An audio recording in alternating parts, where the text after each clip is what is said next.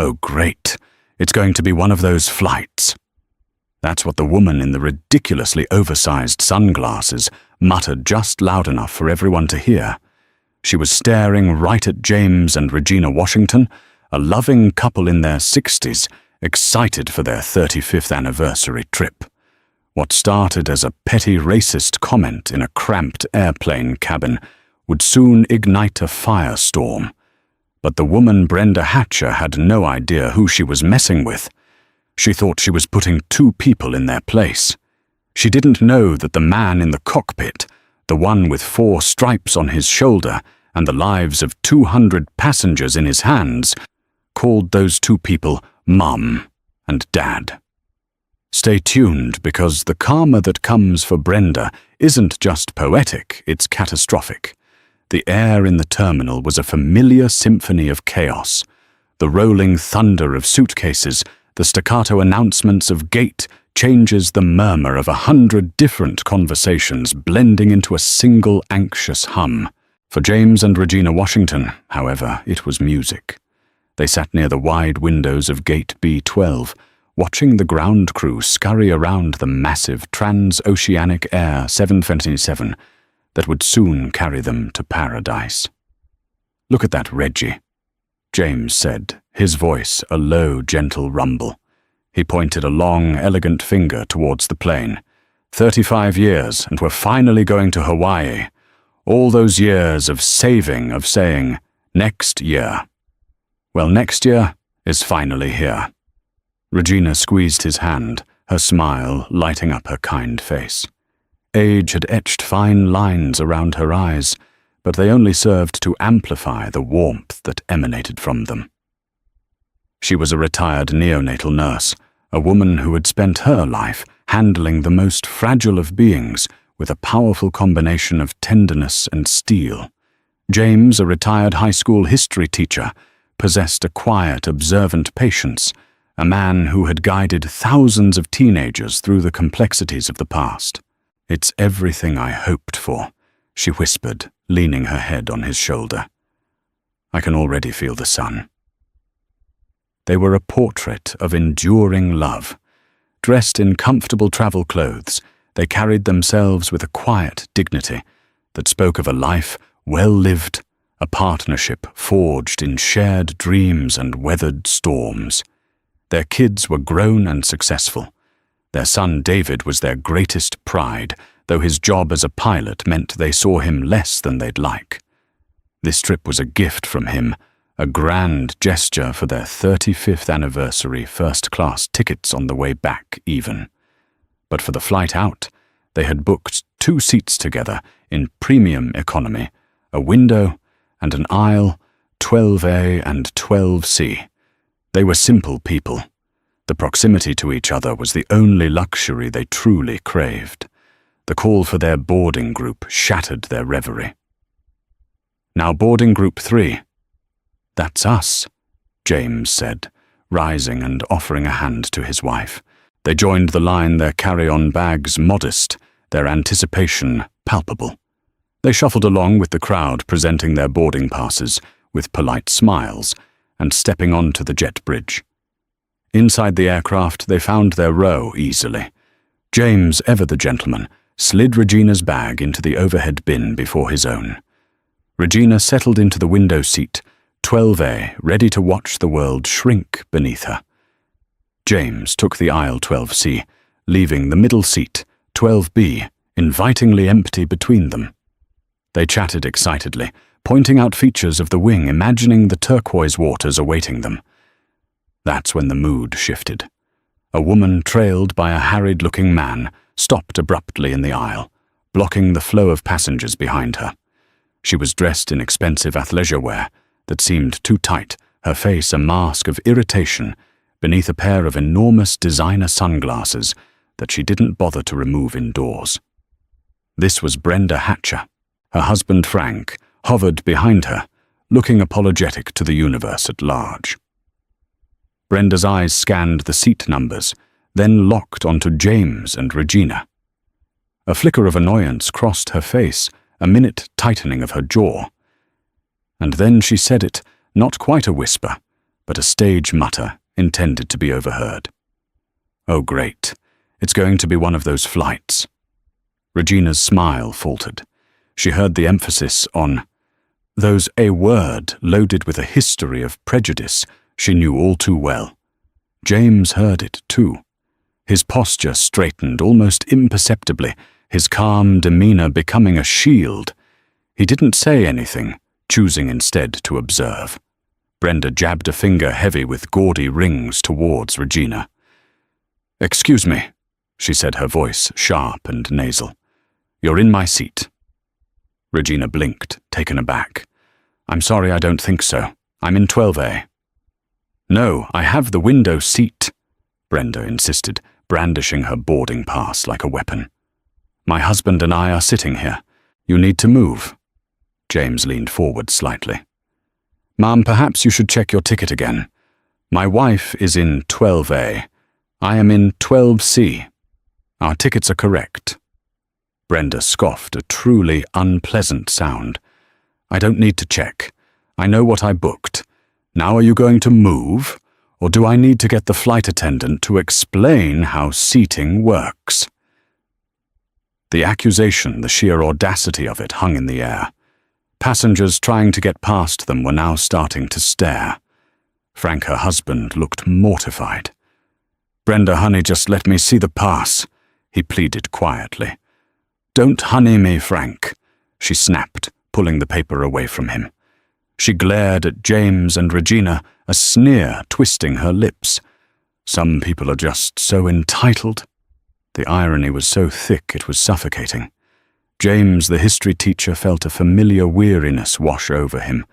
It was the same tired, ugly script, just a different stage. He exchanged a look with Regina. Her eyes, usually so full of warmth, now held a glint of the steel she was famous for. She wasn't going anywhere. The battle for row 12 had just begun. The line of passengers behind the hatches was now a stagnant river of discontent.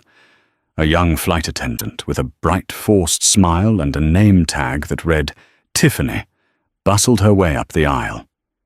"Is there a problem here?" she asked, her voice, a practiced, cheerful soprano designed to de-escalate. "Yes, there's a problem," Brenda declared, turning her full attention to the attendant. "These people are in our seats. I booked the window for myself and the middle for my husband." Tiffany's smile tightened. "Of course, Ma'am. Let me just see your boarding passes, and we'll get this all sorted out." James calmly handed his and Regina's passes to Tiffany. She glanced at them, then looked expectantly at Brenda. With a dramatic sigh, Brenda thrust her ticket into the flight attendant's hand. Frank offered his with a look of profound apology. Tiffany examined the 4 slips of paper. The answer was, of course, clear as day. "Okay, I see what's going on here," she said. "Ma'am," she said to Regina, "you and your husband are correct. You're in 12A and 12C. She then turned to Brenda. "And ma'am, your ticket is for 12B, the middle seat. Your husband is in 11B, in the row ahead." A collective sigh of relief went through the surrounding passengers, who assumed the matter was settled. They were wrong. Brenda snatched her ticket back. "That's impossible. Look again. The agent at the counter assured me." "I'm sorry, Ma'am, but the ticket is clearly for 12B. Tiffany repeated, her cheerfulness beginning to fray. "If you'd like, you can take your seat, or I can see if there are other arrangements possible after we finish boarding." Brenda saw her first tactic had failed, so she pivoted. Theatrically, she placed a hand on her chest, her expression shifting from anger to one of pained fragility. No, you don't understand," she said, her voice dropping to a conspiratorial, sympathetic tone. "I can't. I have a medical condition. Severe claustrophobia and anxiety. I can't be squeezed between 2 people. It's a genuine medical necessity that I have an aisle or a window." She looked past Tiffany, her gaze landing on James. "He's a very large man. I would feel completely crushed. I'd have a panic attack." The insult was no longer veiled. It was a direct targeted assault, using James's physical presence as a weapon against him. James was tall and broad-shouldered, but he was far from obese. He was simply a man built on a sturdy frame. The implication was clear and deeply racist, coding him as intimidating, oversized and encroaching. Regina's protective instincts flared. "That is an outrageous thing to say," she said, her voice low and firm. "My husband will sit in his assigned seat, and you will not speak about him that way." Tiffany was now visibly panicked. A simple seating dispute had morphed into an accusation of discrimination and a claim of a medical emergency. She was a 24-year-old from Ohio, 3 years into her dream job, and her training manual had no clear flowchart for this specific brand of ugliness. Her instinct was to make the problem go away as quickly as possible. She turned to James, her eyes pleading. "Sir," she began, her voice soft, "I understand completely, but to ensure an on-time departure, would you perhaps be willing to switch with her husband? He's in 11B, just 1 row up. It's also a middle seat." The moment she said it, she knew it was wrong. She was asking the victim of the harassment to accommodate the harasser, but the pressure to keep the flight on schedule was immense. James looked at Tiffany, not with anger, but with a profound sense of disappointment. "Young lady," he said, his teacher's voice carrying a weight of authority that made her flinch. "Let me be very clear. My wife and I are celebrating our 35th wedding anniversary. We booked these 2 specific seats 6 months ago, so we could sit together. We will not be separated, because this woman is uncomfortable sitting next to a black man. We will not be moving." His words, delivered without shouting, landed like thunderclaps in the suddenly silent cabin. The flimsy pretext of claustrophobia was stripped away, exposing the raw bigotry beneath. Brenda, realizing she was losing control, doubled down. "How dare you? This has nothing to do with race. I have a real condition. I'm a Diamond Medallion member. I spend thousands of dollars with this airline. I demand you move him," she shrieked, pointing a trembling finger at James. From a few rows back, a young woman with pink-streaked hair, who had been watching the entire exchange, spoke up. "Oh, give it a rest, lady. We all heard what you said when you walked up. Just take your middle seat and shut up. This broke the dam." A few other passengers murmured in agreement. "Yeah, leave them alone." "He's right, just sit down." Brenda's face went crimson with fury. Frank grabbed her arm. "Brenda, for God's sake, just sit down." "Get your hands off me, Frank," she yelled, yanking her arm away. She turned back to Tiffany, her eyes wild. "Are you going to do your job or not? You need to remove him. He's being aggressive." Tiffany was completely overwhelmed. Her training, her composure, her very sense of what to do had evaporated. "Okay, everyone, please," she stammered. I need to get the lead flight attendant and the gate agent. Nobody move. We need to resolve this." She turned and practically fled toward the front of the plane, leaving the Washingtons, the hatchers, and a cabin full of stunned passengers in a tense, volatile standoff. The anniversary trip to Hawaii was, for the moment, grounded in a storm of pure, unadulterated hate. The atmosphere in the cabin was thick with tension. James and Regina sat in stoic silence, a united front against the ugliness that had erupted. Regina stared out the window, though her mind was far from the tarmac. She was thinking of all the small indignities, the paper cuts of prejudice they had endured over the years. This one, however, felt different. It was coarser, more public. James kept his gaze fixed forward, his expression unreadable, a mask of calm over a lifetime of practiced patience. Brenda Hatcher stood her ground in the aisle, arms crossed, radiating a furious sense of entitlement. She was now the villain in a public drama, and instead of backing down, she seemed to be soaking in the attention, fueled by her own righteous indignation. Her husband, Frank, looked like he wanted the floor to swallow him whole. He kept trying to whisper to her, but she batted his words away like flies. The delay stretched. 1 minute. 3. 5. The murmurings in the cabin grew louder. People were shifting in their seats, checking their watches. The young woman with the pink hair, a college student named Chloe, had her phone out, discreetly recording the scene from a few rows away. Just as Tiffany was returning with the lead flight attendant, a voice, calm and authoritative, crackled over the plane's public address system. It was a voice that commanded immediate attention. "Flight attendants, this is the captain speaking. Can you please inform the flight deck what the hold-up with boarding is? We're behind schedule." Tiffany froze, her face paling. The lead attendant, a more experienced woman named Maria, picked up the nearest handset. "Captain, this is Maria at door 2L. We have a passenger seating dispute that's preventing us from closing the door." There was a pause. Then the captain's voice came back, devoid of any warmth. "A seating dispute is holding up a 777 to Honolulu. Have the passengers take their assigned seats or have them deplaned. Let's go." "We're trying, Captain," Maria said, her voice strained. "The passenger is refusing to take her assigned seat and is demanding another passenger be moved." Another longer pause. The silence from the cockpit felt heavy. Then the click of the cockpit door unlocking echoed through the front galley. The curtain separating the flight deck from the cabin was pushed aside. Out stepped the captain. He was a tall, handsome black man in his late 30s, his pilot's uniform immaculate, the 4 stripes on his epaulets, signifying his command. He possessed an air of unshakable confidence and authority. His eyes, sharp and intelligent, scanned the cabin, immediately identifying the epicenter of the disruption around row 12. He began walking down the aisle, his presence silencing the remaining whispers. Every eye was on him.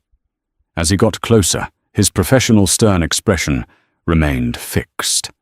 He stopped directly in front of the standoff, his gaze first falling on a flustered Tiffany, then on a defiant Brenda. "I'm Captain Washington," he said, his voice even and dangerously calm. "I'm told we have a problem here."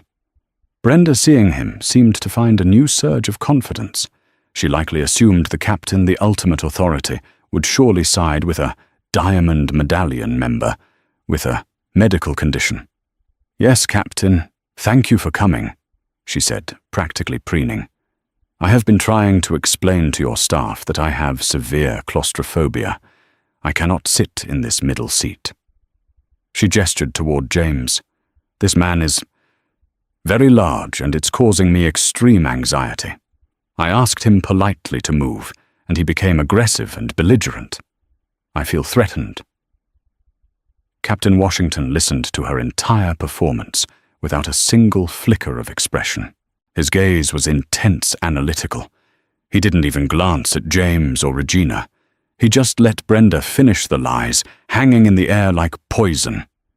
When she was done, he nodded slowly, a single, deliberate motion. "I see," he said. Then he turned. His eyes moved past Brenda and settled on Regina in the window seat and James on the aisle.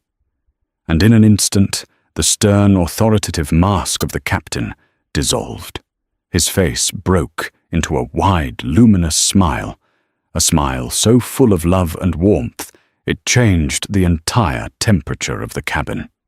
He leaned past the stunned Brenda Hatcher, his voice now filled with an emotion no one expected echoing through the silent plane. "Mum, Dad," he said, his smile growing even wider. "What are you two doing here? I thought you were on the afternoon flight." A collective gasp rippled through the passengers. Jaws literally dropped. The color drained from Brenda Hatcher's face, leaving her looking pale and ghastly under the cabin lights. Frank looked like he might actually faint. Regina's face lit up, tears welling in her eyes. "David, oh my baby." James grinned a deep, genuine laugh, finally breaking through his reserve. "We switched it to get here earlier, son. Wanted to surprise you when we landed." Captain David Washington shook his head, laughing with them. "Well, you sure surprised me." He then looked back at Brenda, and the captain's mask slammed back into place. His eyes were now chips of ice. His voice was low precise and carried the unmistakable weight of absolute command. "Ma'am," he said, his words slicing through her shock. "You have threatened my father. You have attempted to defraud my flight crew with a fictitious medical claim to harass other passengers. And you have delayed the departure of a federal aircraft, so you now have exactly two choices. You can take your assigned seat 12B and not speak another word for the entire 6-hour flight to Honolulu, or you will be escorted off this plane by airport security and face potential federal charges. Your choice. You have 5 seconds to make it." The cabin was so quiet you could hear the faint whir of the ventilation system. Brenda Hatcher stood frozen, her face a grotesque mask of shock and humiliation. The world had just tilted on its axis, and she was in free fall. The man she had targeted, insulted, and tried to have removed was the pilot's father. The woman she had tried to bully was his mother. Her diamond medallion status, her fabricated medical condition, her perceived social superiority, all had crumbled to dust in a matter of seconds. Frank, her husband, finally found a spark of self-preservation. He grabbed Brenda's arm this time with a force that surprised her. "Brenda, sit. Down. Now." He hissed, his voice trembling with a mixture of fear and fury. Brenda, completely deflated, allowed herself to be maneuvered into the dreaded middle seat, 12B. She collapsed into it, her body rigid. She refused to make eye contact with James to her right or the empty aisle seat to her left.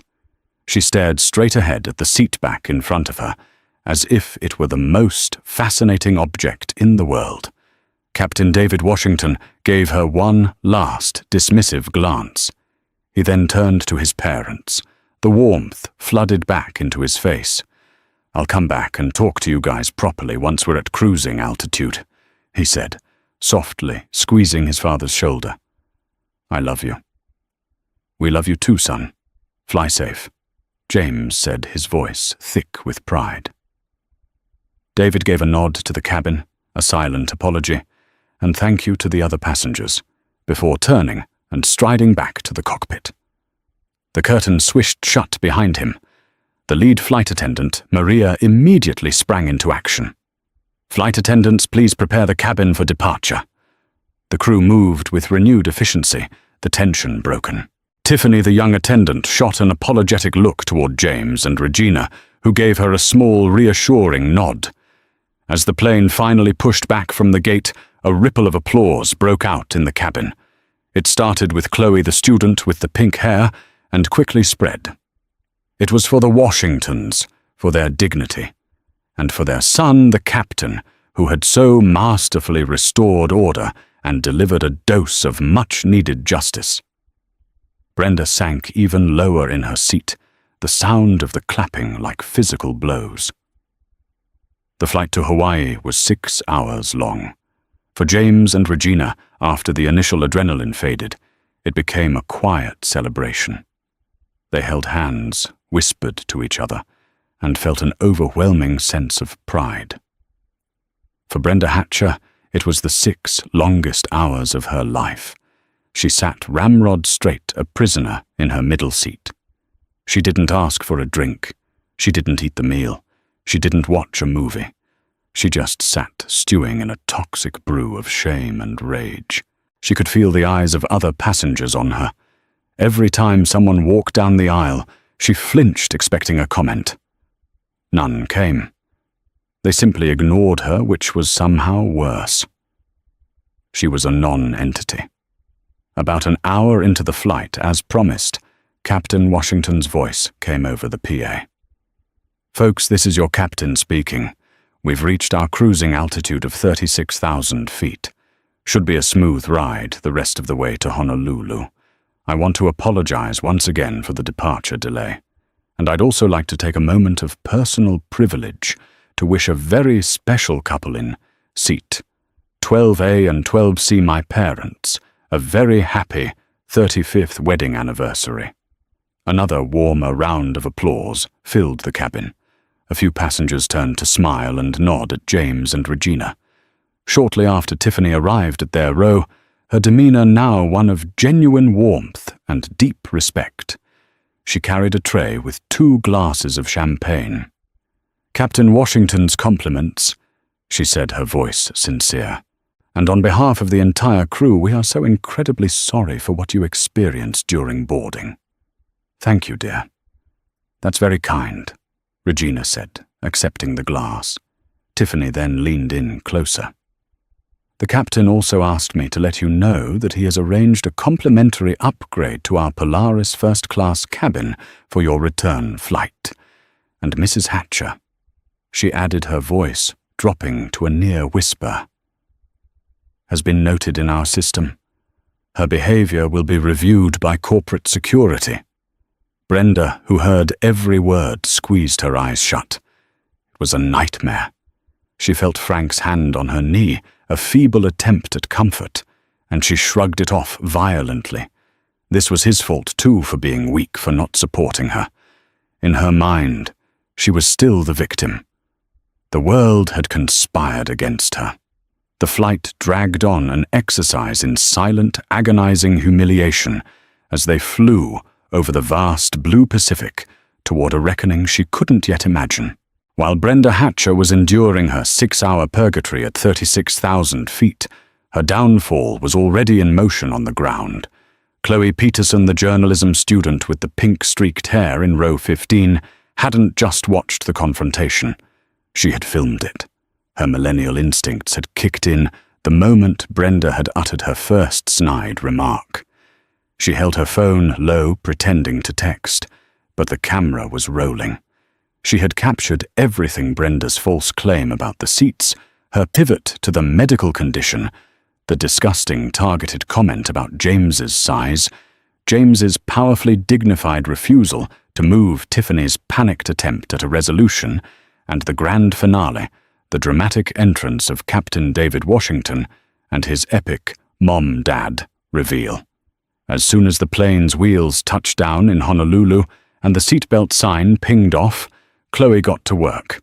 While others were grabbing their bags, she was editing. She stitched the key moments together, adding bold white captions to make the narrative clear even without sound. Karen on a plane. Tries to bully black couple. Fakes a medical condition to have man moved. But she messed with the wrong family, because the pilot is their son. She set the final reveal to a popular dramatic audio clip on TikTok. Before she had even stepped off the jet bridge into the warm Hawaiian air, she had uploaded the 90-second video to TikTok, Twitter, and as a YouTube short. She added hashtags, Lados Plane Karen, Warsaw Flying While Black, Instant Karma, Arjosos Captain Son, Lost Family Goals, Ars Racist on a Plane. Then she put her phone in her pocket and went to find her shuttle, having no idea of the digital wildfire she had just ignited. By the time Brenda and Frank Hatcher had collected their 5 oversized suitcases from the baggage claim and were enduring a silent, miserable taxi ride to their luxury resort in Wailea, the video was exploding. On TikTok, it was a rocket. The algorithm, sensing a perfect storm of conflict justice and a heartwarming twist, pushed it onto millions of For You pages.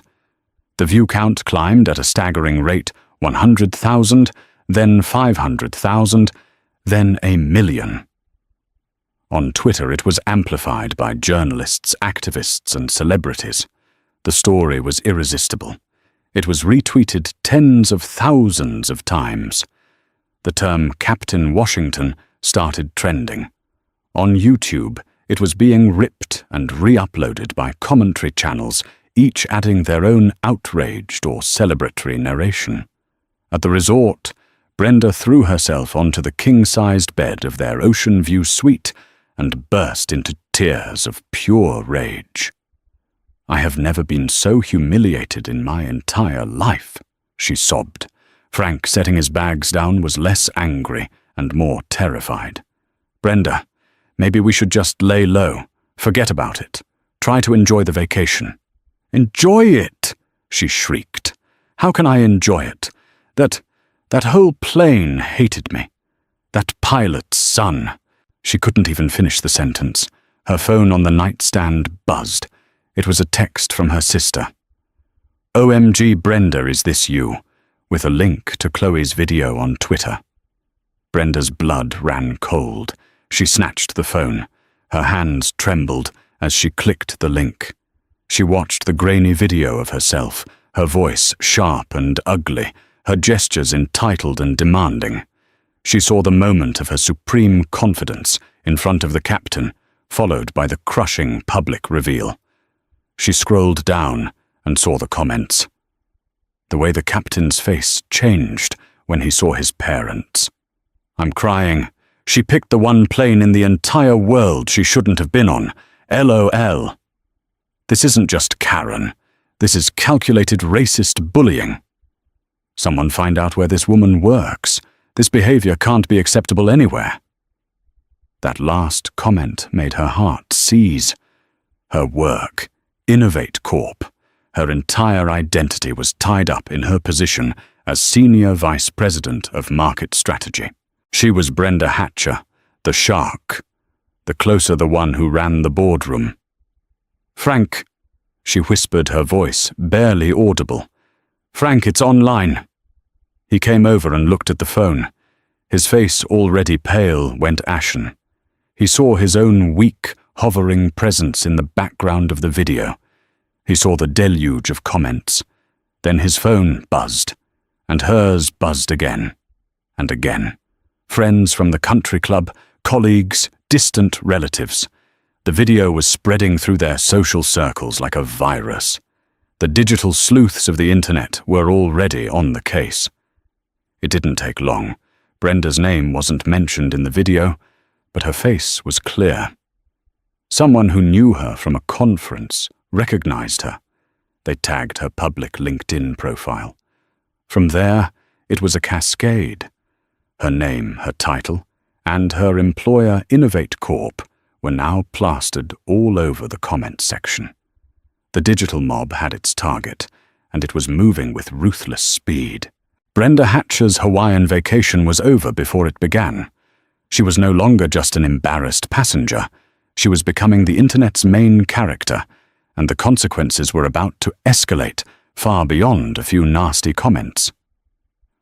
The corporate world moves at the speed of information, and in the digital age, that speed is terrifyingly fast.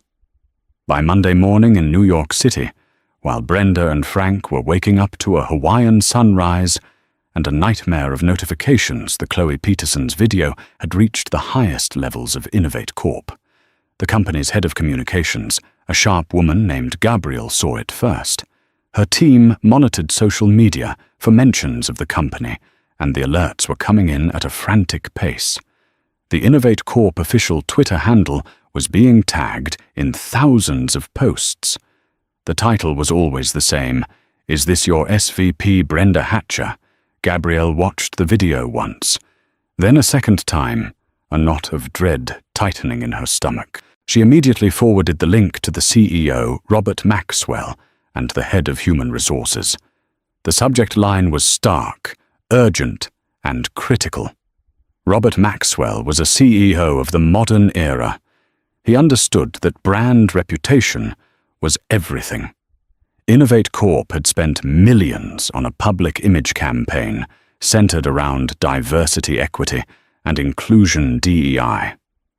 They sponsored programs for underprivileged youth. Their website was a mosaic of multicultural faces. Brenda's behavior in the video was a grenade tossed directly into the heart of that carefully constructed image. An emergency leadership meeting was convened via Zoom at 8:00 a.m. Eastern Time. Brenda in Hawaii was not invited. "What's our play here?" Robert asked, his face grim on the screen. "We have to get ahead of it," Gabrielle said immediately. "We can't wait. The story is already being picked up by mainstream news blogs. We need to issue a statement, suspend her, and launch an investigation immediately."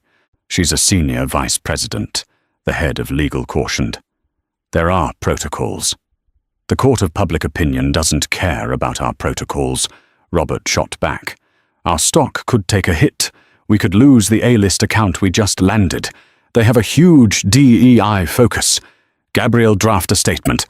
I want it out in 1 hour. At the resort in Whaley, Brenda's phone rang. The caller ID read, "Robert Maxwell, CEO." Her heart hammered against her ribs. "Robert," she answered, trying to force a calm, professional tone. "Brenda." His voice was cold, devoid of any familiarity. "I assume you're aware of a video circulating online." "Robert, it's a complete misunderstanding. It's been twisted. I had a medical issue and—" "Save it," he cut her off. "I've seen it. The entire executive team has seen it. As of this moment, you are suspended from all duties at Innovate Corp, with pay pending a full internal investigation. You are not to contact any clients or employees. You are not to represent this company in any capacity. A formal letter from HR is on its way to your email. Do you understand?" The words hit her like a physical blow. "Suspended, Hebert. I have given 20 years to this company, and you've potentially destroyed its reputation in 90 seconds, he replied. "We're done here." The line went dead. Brenda stared at her phone in disbelief. Suspended. Her. The untouchable Brenda Hatcher. Meanwhile, Frank was having his own day of reckoning. He was a partner at a mid-sized accounting firm, Hatcher, Blevins and Cole. His name was on the door. His partner George Blevins called him. George was not a man who minced words. "Frank, what the hell did you do?" George's voice was a low growl. "I've had 3 clients call me this morning to cancel their accounts. 3. One of them said, and I quote, "I can't have my company's finances handled by a man who stands by and watches his wife abuse a black couple." "George, it wasn't like that," Frank stammered, sweating in the air-conditioned room. "It all happened so fast." "I saw the video, Frank. You just stood there. You looked like a butler. Our firm's reputation is built on trust and integrity.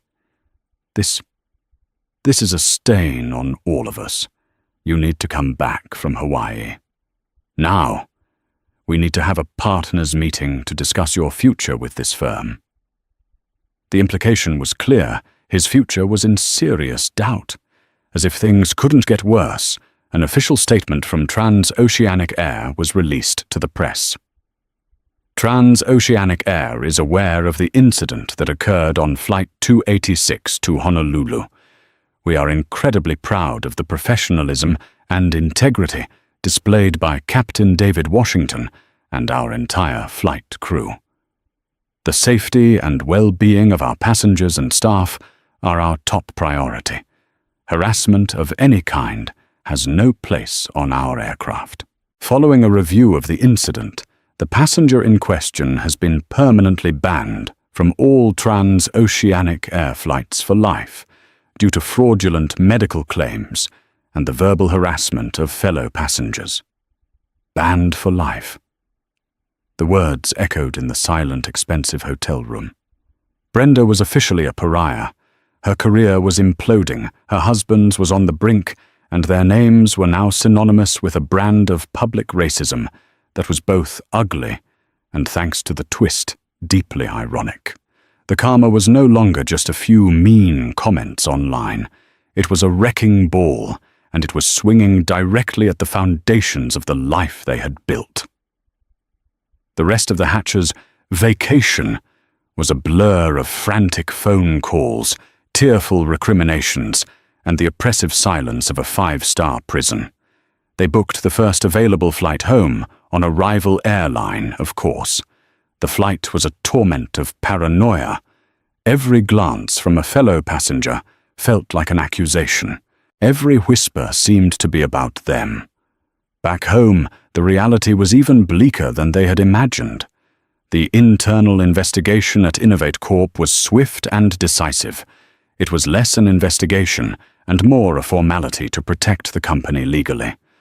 2 days after her suspension, Brenda was summoned to a video conference with HR and the company's legal counsel. The verdict was delivered in cold corporate language.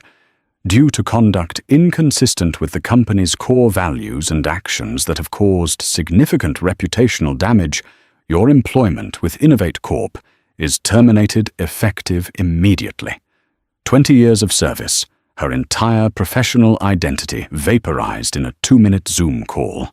There would be no golden parachute, only a standard severance package, as stipulated by her contract, and a non-disclosure agreement she was forced to sign. For Frank, the process was more intimate, but no less brutal. At the partners' meeting, George Blevins and Michael Cole laid out the damage. They had lost 7 clients, totaling over $1 million in annual billing. Their firm's name was being dragged through the mud in local business journals. "Frank, we're your friends, and we're sorry this happened to you," George said, the words sounding hollow. "But we have to protect the business. We've spoken to our lawyers. We are exercising the buyout clause in our partnership agreement. We'll pay you out, but given the circumstances and the financial damage you've caused, it will be at a significantly reduced valuation." They were forcing him out of the company he had helped build, and they were making him pay for the privilege. Frank, defeated and broken, had no fight left in him. He agreed. Their social life, once a whirlwind of country club dinners and charity galas, evaporated. Invitations dried up. Phone calls went unreturned. They were radioactive, a cautionary tale whispered about over cocktails. The life of comfort and status they had so fiercely protected was gone, destroyed not by a stock market crash or a bad investment, but by a moment of casual cruelty in an airplane aisle. Meanwhile, in Hawaii, James and Regina Washington were having the time of their lives. After the story broke, their resort discreetly upgraded them to a private villa, courtesy of an anonymous well-wisher. They walked on the beach, took a helicopter tour of the island, arranged by their son David, and renewed their vows at a small private ceremony on a cliff overlooking the sunset. Eventually, a local news reporter tracked them down. They agreed to a brief interview, not to gloat, but to close the chapter. They sat on their lanai, the picture of grace, holding hands as they spoke. James looked directly into the camera, his voice calm and measured. "We hold no personal ill will toward Mrs. Hatcher." He said the words, shocking the reporter. "We're just saddened. We're saddened that in this day and age, such prejudice still exists, and that a person's first instinct can be one of such unkindness. This was never about one woman's bad day. It's a reflection of a deeper issue in our society. Our hope is that this becomes a learning experience for everyone, a reminder to simply treat each other with the basic decency and respect every human being deserves." Regina added, her smile warm and genuine. "We are just so immensely proud of our son, not just for standing up for us, but for how he handled a difficult situation with such professionalism and integrity. He upheld his duty as a captain first. Being a good son was just a bonus." She looked at James. "We're focusing on what matters, our 50-plus years together, our beautiful family, and this incredible blessing of a life we've built." The interview was the final piece of the story that went viral. It was a masterclass in taking the high road. The Washingtons' grace stood in stark contrast to Brenda Hatcher's gracelessness. They emerged not as victims, but as victors, their dignity shining, their family bond unbreakable, their love for each other an inspiration. The story concluded with a final, poignant image. James and Regina Washington, sitting on their return flight in the luxurious first-class cabin their son had arranged, toasting each other with champagne as the plane soared above the clouds. They were flying home, their spirits lighter than air, while far below the hatchers were left to pick through the rubble of a life that their own hatred had torn apart. 1 year is both a long time and no time at all. For the passengers of Transoceanic Air Flight 286, the memory of the confrontation had faded into a curious anecdote, a story to tell at dinner parties. But for the central figures, the echoes of that day in row 12 continued to shape their new realities, a quiet but persistent hum beneath the surface of their lives. For Brenda Hatcher, the echo was a sound of perpetual loss. The grand 5-bedroom house in the gated community was gone sold to cover legal fees and the brutal buyout from Frank's firm. She now lived in a sterile beige condominium in a different town, one where nobody knew her name. The for sale sign on her old lawn had been a public monument to her downfall. She had tried to re-enter the workforce, but the digital ghost of the video was impossible to escape. Recruiters would be enthusiastic on the phone, impressed by her resume. Then would come the inevitable awkward pause after they Googled her name. The calls were never returned. The shame of it had curdled into a permanent low-grade bitterness. She rarely left the condo. The world, she felt, was a hostile place, full of judgment. One crisp autumn afternoon, desperate for a change of scenery, she sat on a park bench, nursing a cup of coffee. A young couple walked by, hand in hand, laughing. The man was black, the woman was white. They looked happy, carefree, and deeply in love. A year ago, the sight would have filled Brenda with a familiar, ugly sneer. But now something different happened. She felt a pang not of racial animus, but of raw, agonizing envy. They had a connection. They had joy. She had nothing. In that moment, looking at the happy couple, she didn't just see them. She saw the ghost of the Washingtons and the life she had obliterated. For the first time, the fault wasn't with them, or the pilot, or the flight attendant. It was a cold, hard stone of truth in her gut. The fault was hers. It wasn't redemption, but it was a reckoning of the soul, a realization that her prejudice hadn't just been an opinion. It had been a poison she willingly drank, expecting someone else to die. Frank Hatcher had found a different kind of life. The divorce had been swift and quiet.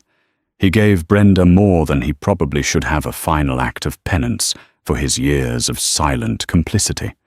He now worked for a small local accounting business, earning a fraction of what he once did. He lived in a modest apartment above a bookstore, and he was happier than he had been in 20 years. The crushing weight of Brenda's ambition and anger was gone. He took long walks. He read books from the store downstairs. He had coffee with his colleagues and talked about sports, not social climbing. He had lost his status, but he had found his peace. He had escaped the echo. For Chloe Peterson, the echo was an explosion of opportunity. Her viral video became a calling card. It was studied in university journalism classes as a prime example of citizen reporting and its impact. She landed a coveted paid internship with a major news network in Atlanta.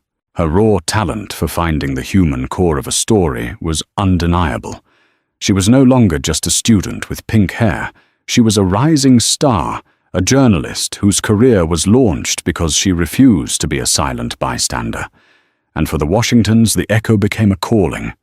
After the glow of their Hawaiian vacation faded, they found they couldn't simply return to their quiet retirement. Their story had touched millions. Letters and emails poured in. They were invited to speak at churches, community centers, and schools. At first, they were hesitant, but they soon realized that their experience gave them a unique platform. James, the history teacher, developed a talk for high school students titled Civility in the Modern Age, using his encounter with Brenda not as a tale of grievance, but as a lesson in the enduring power of dignity over disrespect. Regina, the neonatal nurse, spoke to medical and airline professionals about de-escalation and the importance of seeing the human being behind every customer or patient. Together they used a portion of the money from a TV interview to establish a small, non-profit organization they called the Row 12 Project. Its mission was simple: to fund small local initiatives that promoted civil discourse and cross-cultural understanding. It was their way of transforming a moment of ugliness into a legacy of grace. Captain David Washington remained a captain. He still flew the long-haul routes for trans-oceanic air, a respected and quietly celebrated figure. New flight attendants would sometimes look at him with a sense of awe, having heard the story through the company grapevine.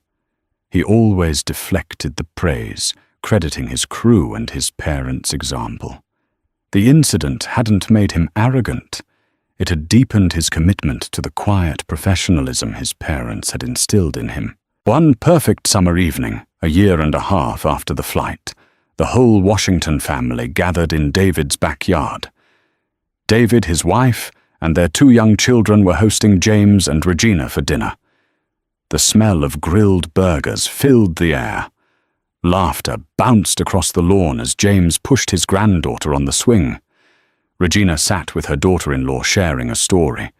David watched them from the patio, a grill spatula in his hand and a look of profound contentment on his face. This was the final echo, not the clang of shame in a lonely condo or the silence of a broken partnership, but the warm, reverberating sound of family. It was the enduring truth that hatred might be loud and destructive, but in the end, its sound fades, while the quiet strength of love, dignity, and family echoes on forever. And there you have it, a story that started with a single ugly sentence and ended with a life completely dismantled. It's a powerful reminder that the energy you put out into the world, whether it's love and dignity, like the Washingtons, or prejudice and entitlement, like Brenda Hatcher, will eventually find its way back to you. Sometimes it comes back with the force of a hurricane. Captain David Washington didn't just defend his parents, he represented the calm, undeniable authority of consequence. What do you think was Brenda's fate justified? What would you have done if you were a passenger on that flight? Let us know your thoughts in the comments below. If this story resonated with you, please hit that like button, share it with someone who needs to see it, and make sure you subscribe to our channel for more incredible real-life stories of drama, justice, and karma. Thanks for watching.